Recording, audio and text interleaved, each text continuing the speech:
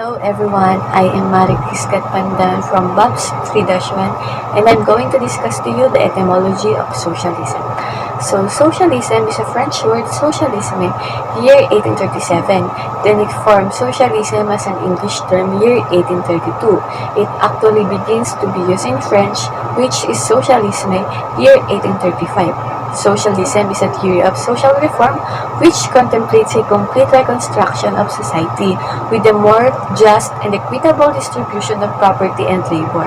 In popular usage, the term is often employed to indicate any lawless, revolutionary social scheme.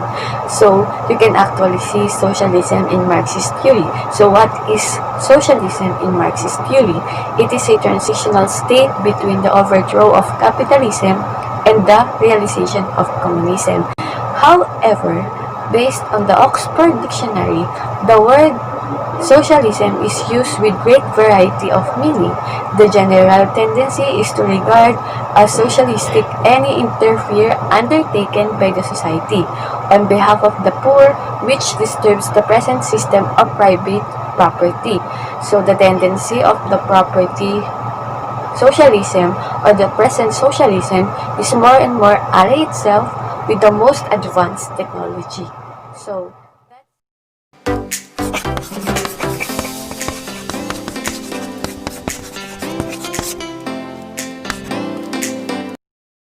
Hi guys, I am Nicole MANGALLENO. So for the next one, I will be discussing the definitions of socialism. So what is socialism?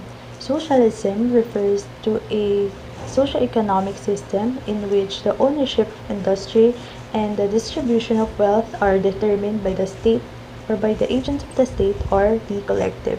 When we say collective, it is also known as the common ownership. Common ownership includes the citizens, meaning the socialism is a populist economic and political system based on the public ownership. Socialism is also known as the counterpart of the capitalism. Capitalism is a political system based on the private ownership. There are different pioneers of socialism around the world. So I have here three. First is Robert Owen. Robert Owen is known as the political socialism. The profit motive should not be the primary shaper of the society. Rather, he said that he could create a community in which workers were paid what they were worth and shared rather than competed in all aspects or areas in life. So, sabi ni Robert Owen, the socialism could provide the equality or equity in which the workers could actually paid depending on how they effort on the specific work given to them. So next is Henry de Saint-Simon. He is a French social theorist and the founder of the French socialism. Lastly, we have Karl Marx.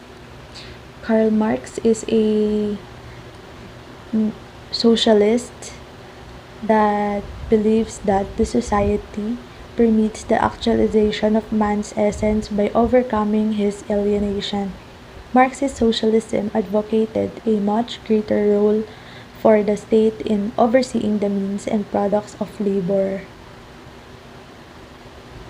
So next, we have here the common types of socialism. Na-mention natin kanina yung utopian and then the Marxist socialism. So now, let us see different kinds of socialism.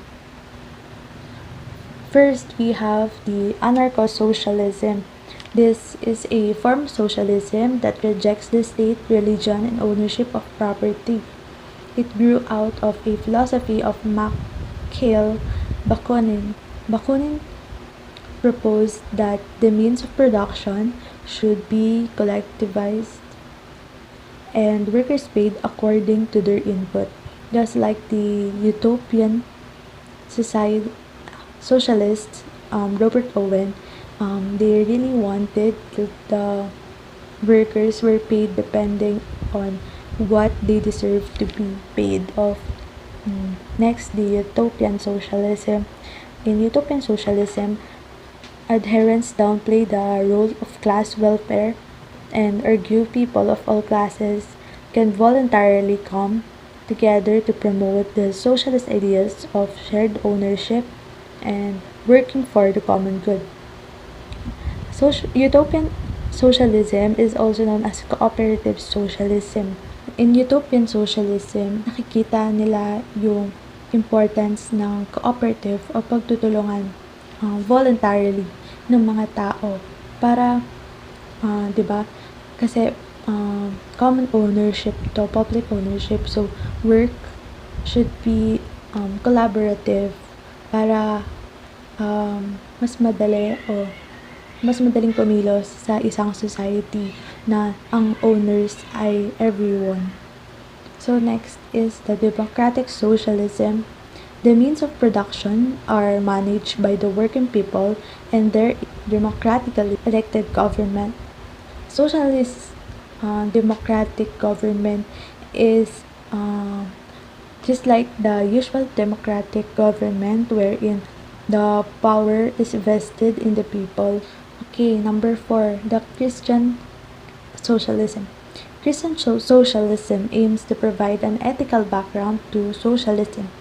It gives a Christian motive to redistribution and offering public services such as a health and education. It also retains political and economic liberty and avoids the excess of communism. More on peaceful society naman yung pinopromote ng Christian socialism kasi nakabase sila sa religion and number 5, the libertarian socialism.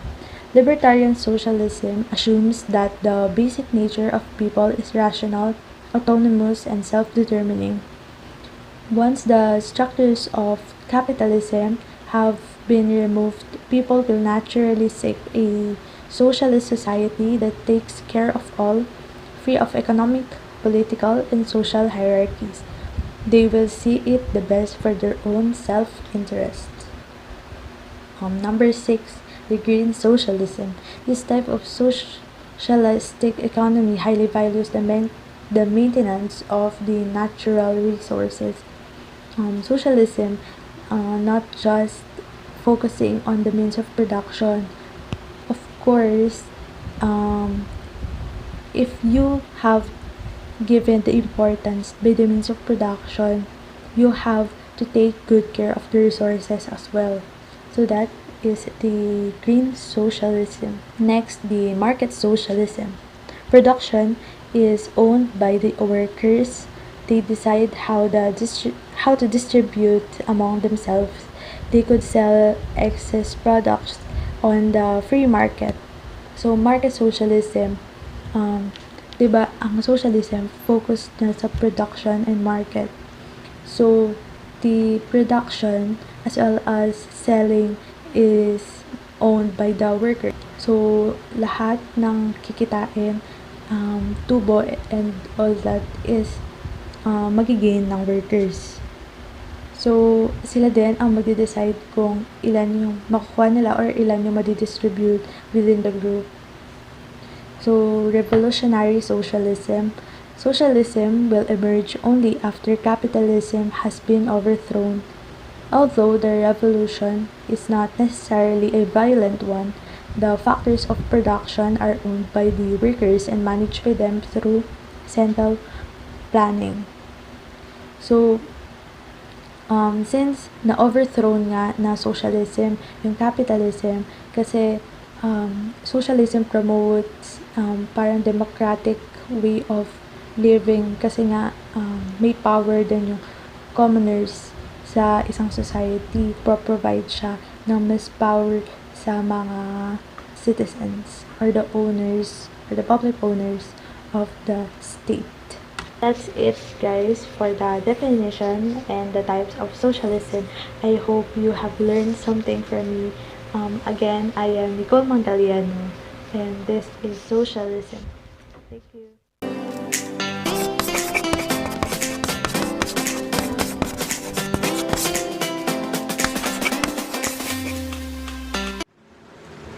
So let's proceed on socialism in Africa. But before that, ano ba yung social state? So yung social state, widely used by Marxist-Leninist parties, which is theories and governments to mean a state under the control of political party that is organizing the economic, social, and political affairs of said state toward the construction of socialism, and at the same time, promoting worldwide socialist revolution. And sino ba si Karl Marx tsaka si Vladimir Lenin? So, mababanggit si Karl Marx sa report ni Nisha. And alam ko naman nakilala niyo na din siya kasi lagi siyang nababanggit eh. So, si Vladimir Lenin naman ay isang Russian lawyer and revolutionary. Siya yung leader ng Bolshevik Party and of the October Revolution. Siya din yung kauna-unahang leader ng USSR and the government that took over Russia in 1971. So, yung mga ideas ni Lenin became as Leninism. Yun yung tawag sa mga ideas niya, Leninism. So, yun. African Socialism. Socialism in Africa, for all practical purposes, was based on the Soviet Eastern European model, and it display all the essential figure and characteristic of the model. Yung Soviet Eastern European model ay parang ano to eh. Ito yung nagbibigay daan sa atin para makita natin na yung bawat socialist country ay dapat may angkop ang modelo ng pag-unlad nito sa mga special condition. Napagtanto din nito na sa atin ay ang Soviet ay hindi kailangan na laging nagtatagumpay sa lahat ng bagay. So dapat iniisip din natin ng mga regimes communist na nakaharap sa iba't ibang sitwasyon na tumututol sa madaling panakaya. Yan. Second is the African experience was perhaps peculiar in the sense that the state inherited at the political independence was neo-colonial. So, ano ba yung neo-colonial? Yung neo-colonialism, ano siya, yun yung mga, kung sino yung maunlad o umuunlad na bansa, kinokontrol naman nila yung mga bansang, hindi naman sa mababa, pero yung mga bansang hindi umuunlad. Yun. La representative example dito ay yung European neo-colonialism is Franc-Afrique, which is, ito daw yung the French Africa, constituted by the continued close relationship between sa France and its former African colonies. Lastly is expectation that socialism would alter this were never realized. If anything, socialism prompted development and reinforced neo-colonialism. So, yun yung African socialism. At yung Africa, meron siyang mga example na failed state. Number 1 is yung Roma in Ghana and Bondimin in Algeria made the most closely far-reaching attempts to install socialism in Africa. Pareha silang failed. Second one is the sole seeming exception to this string of failures is the genuine and credible attempt made in Tanzania under Nyerere to build socialism using the Ujamaa village scheme as a springboard. So makikita natin dito na parehas silang lahat ay failed state. So maaari din nating sabihin na gumuho yung komunismo o communist ng Soviet Eastern European model. Doon na yung nabigo yung sosyalismo ng Africa.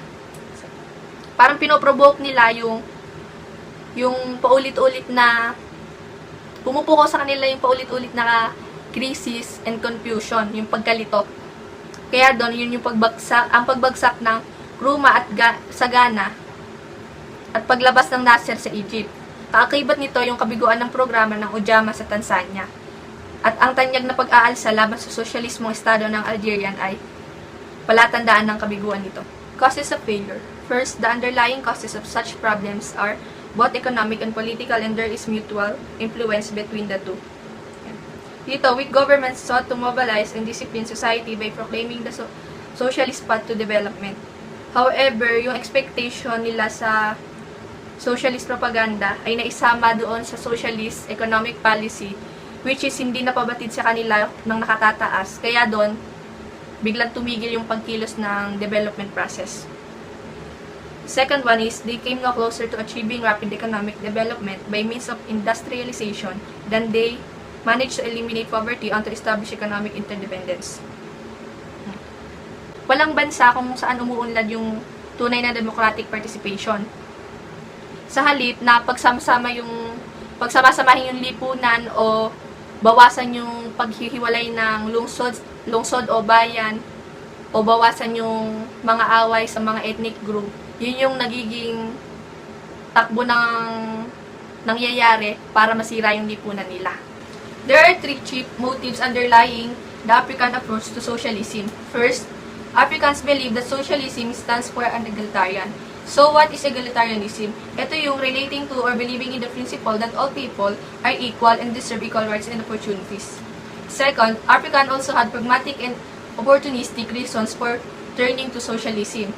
This approach is aim of also establishing economic independence and signaling their desire to maintain a degree of distance for the West, particularly from their former colonial powers, while still receiving internationalist aid of the Soviet Union and its allies. Lastly, a final factor determining the African approach to socialism was a rationalistic motive. Yung rationalistic motive, ito yung faith placed in science by elites which had received modern education and which were fascinated by the notion of scientific socialism.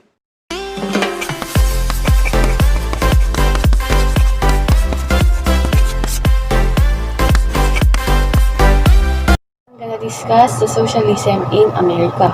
The first question is, what is socialism in Americans today? When they asked to explain what is their understanding of the term socialism, 17% of Americans defined it as government ownership in the means of production. Half the number who defined it this way in 1949 when Gallup first asked about Americans' views of the term. In Americans, they have democratic socialism. Democratic socialists believe that both the economy and society should be run democratically to meet public needs, not to make profits for a few. To achieve a more just society, many structures of our government and economy must be radically transformed through greater economy and social participate in the many decisions that affect our lives. Democracy and socialism go hand in hand over the world. Wherever the idea of democracy has taken root, the vision of socialism has taken root as well. Everywhere but in the United States, because of this, many false ideas about socialism has developed in the United States. So the next question is, private corporations seem to be a permanent fixture in the United States. So why did they work towards socialism? In short term, they can't eliminate private corporations, but they can bring them under greater democratic control. The government could use regulations and tax incentives to encourage companies to act in the public interest and outlaw destructive activities. What are those activities? Those activities are exporting jobs to low-wage countries and polluting our environment. Public pressure can also have a critical role to play in the struggle to hold corporations accountable. Most of all, socialists look to unions to make private business more accountable. Socialism has re-entered the public discourse over the past several years, in part due to high-profile candidacy of socialist Bernie Sanders and Alexandria Ocasio-Cortez. This too is a member of the Democratic Socialist of America organization in the Democratic primary in New York's 14th Congressional District. According to a news report from Actions, over 40 socialists have won in primary elections this year, and the membership of the Democratic Socialist of America, or they can call DSA, has grown 7,000 members to 50,000 members since 2016. The increased visibility of socialism and the prevalence of candidates who in one way or the other are associated with the socialist label makes it important to understand how this concept is understood by average Americans. So, that is the socialism in Americans today. Thank you so much.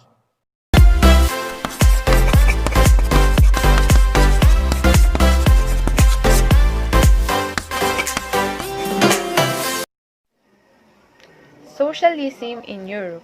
The emergence of socialism in Europe was due to the French Revolution in 1789. Socialism widespread in the world from Europe very quickly because of the Communist Manifesto written by Karl Marx. So, yung Communist Manifesto, it is formed the basis for the modern communist movement as we know it, arguing that capitalism would inevitably self-destruct to be replaced by socialism and ultimately communism. So, yung socialism daw ay madaling kumalat sa mundo, lalo na daw sa Europe, noong natapos or nagawa ni Karl Marx yung Communist Manifesto. Malaki daw ang naging epekto nito sa buong Europe nang ito ay magawa ni Karl Marx.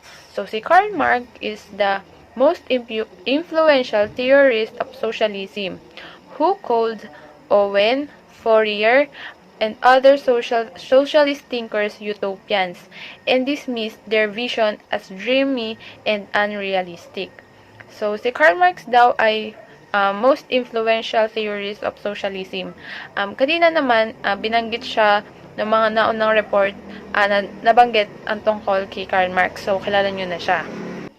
Karl Marx and Friedrich Engels are the socialists in 19th century in Europe. They believe in socialist and economic form of society. So, socialism in the eyes of Marx made actualizations of a man's essence where you tend to overcome his alienation. So, yung alienation, it is a process whereby the worker is made to feel foreign to the product of his or her own labor. So, sinasabi ni Karl Marx na yung socialism ay nakakatulong sa mga manggagawang lalaki or kahit babae, basta manggagawa, para ma-overcome yung sinasabing alienation. So, Soviet and other communists joined forces with other socialist movement in resisting fascism naman. So, yung Soviet daw at saka yung ibang communist ay sanipwersa para mapuksa ang fascism. So, nung matapos na ang World War II, this alliance dissolved as Soviet Union established communist regime across the Eastern Europe. So, natapos yung fascism after World War II dahil sa binuo na Soviet Union na communist regime. So, in the 20th century, particularly after the Russian Revolution in 1917 and the formation of the Soviet Union, social democracy and communism emerged as the two most dominant socialist movements throughout the world.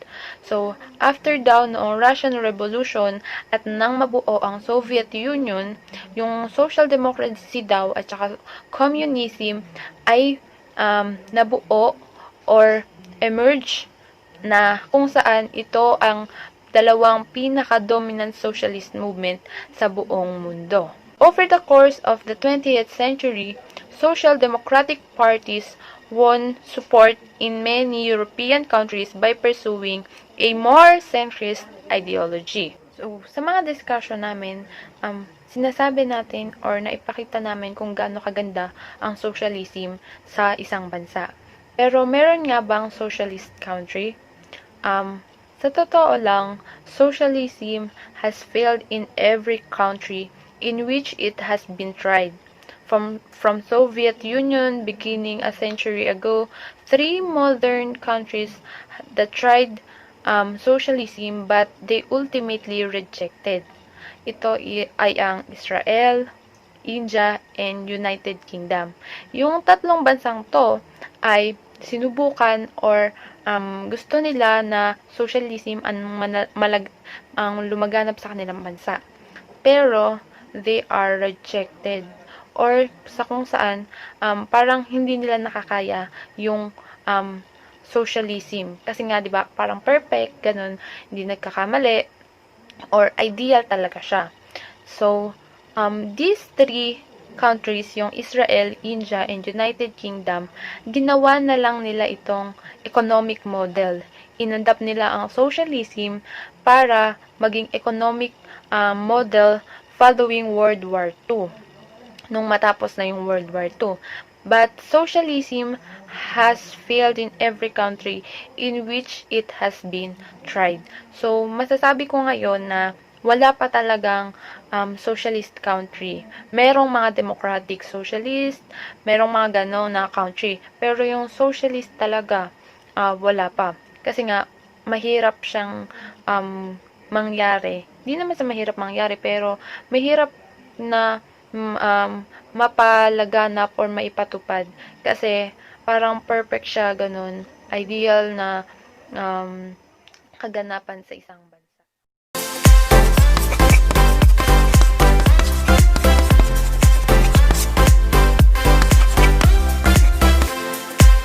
I am Zarnisha PERIDO from Bachelor of Arts in Political Science, Section 3-1. I am here to discuss my part, which is socialism in Asia. I give a specific country, which is Vietnam, who declare themselves as a socialism country, but they start as communist country since 1975. And I am going to explain why. First of all, let's define socialism. Socialism is an economic system that is controlled by the workers inside the factories and directed not by the owners, but by a centralized government planning committee. The goal of socialism is to make the people who do the work more powerful than the owners of the factories. By the way, I provided my references or the link at the end of my slide. So enough for definition because my groupmates discussed it already. They call Vietnam as the Socialist Republic of Vietnam. I've watched a blog discussing why Vietnam is a socialist country, and I am introducing Luna Oy. Luna Oy is a famous Vietnamese blogger who have 33.1 thousand subscribers, and she posted a video where she is claiming and showing some proof that Vietnam is a socialist. She posted the video last April 6 this year, entitled, "Is Vietnam Socialist?" That video have 78,000 views. All of my discussion are all according to the video of Luna Oy. Again, lahat po ng aking mababanggit ay nagmula lahat sa video ni Luna Oy. Leftists say Vietnam is state capitalist, and people on the right say everything that is good is because of capitalism, and everything that is bad is because of communism. Luna Oy said that people are misinterpret the true meaning of socialism. That's why they are not believing that Vietnam is a socialist. There are different definitions of socialism according to Karl Marx, Vladimir Lenin, and Ho Chi Minh. According to Karl Marx, socialism is the first lower phase of communism. Communism will come after a long revolutionary process. The society that would prevail after the successful transition from bourgeois institutions to the proletariat's institutions still falls far short of strict communism. And according to Lenin, Lenin said that socialism is a transition state away from capitalism. He wrote that socialism will defeat capitalism because it can create a democratic society. Lenin wrote that he wanted the USSR to be the socialist state that would defeat capitalism. And lastly, Ho Chi Minh's definition of socialism was specifically developed for Vietnam and Vietnam only. He said, "I want to explain it in a simple way that is easy for you to understand. Socialism is a society which continuously enhances the physical and the spiritual life of the people, foremost the workers." Let's have some quick history of Vietnam's government. USA sprayed 80 million liters of toxic poison into Vietnam, and Agent Orange spread all over the south of Vietnam and bombed the north of Vietnam, and it destroyed everything. In 1975, Vietnam faces war with USA, and Vietnam won. The USSR is the only one who helps Vietnam in the damages in war. They provide fertilizer, foods, and many more. Luna Oy's father is one of the lucky Vietnamese engineers who get a chance to educated and trained by the USSR. After the war with USA, they face a war with Khmer Rouge, and the dictator that time is named Pol Pot, who murdered Cambodian and Vietnamese civilians.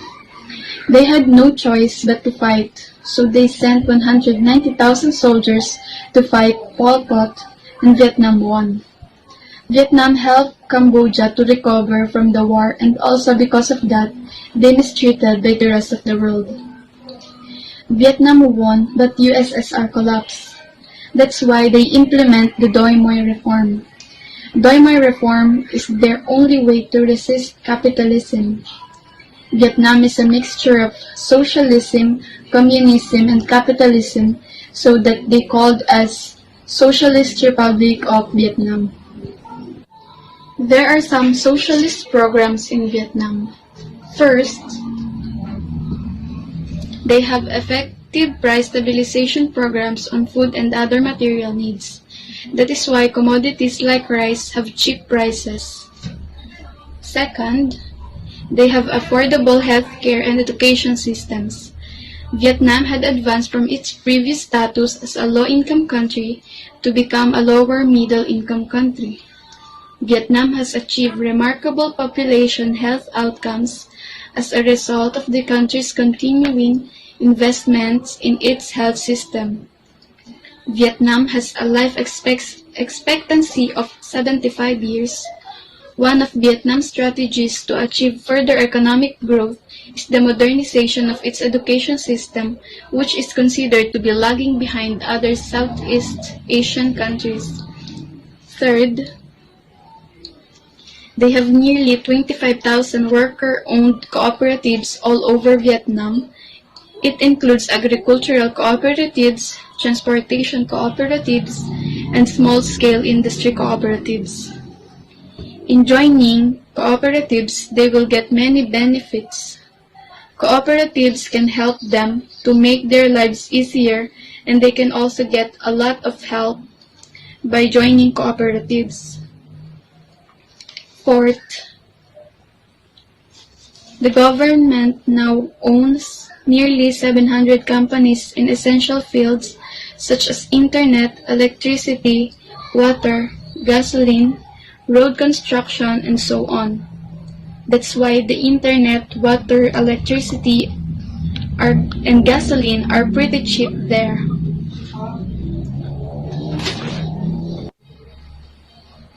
Lastly, the most proud of Vietnam, they have a community garden where they can grow plants and vegetables in empty lands. Anyone can harvest and take vegetable scraps. This is a big help to them because even the homeless are allowed to take and benefit from their community garden. These are the lines that caught my attention that Luna Oy said. She said, "I am confident to tell you that Vietnamese people have always been very socialist in nature." They also mentioned how they dealt with resisted what we are experiencing right now, the COVID-19. Vietnam has one of the lowest cases of COVID-19. Luna also said, "We were socialists since even before the time the word socialist was invented. The Vietnamese are always cooperating with everyone, so their projects, businesses, tasks, and way of life are better and better. Whatever kind of government Vietnam has, we still can't deny that Vietnam is one of the most visited and beautiful countries in Asia." So again, I am Zara Nisha V. Perido, and I hope you learned something from me.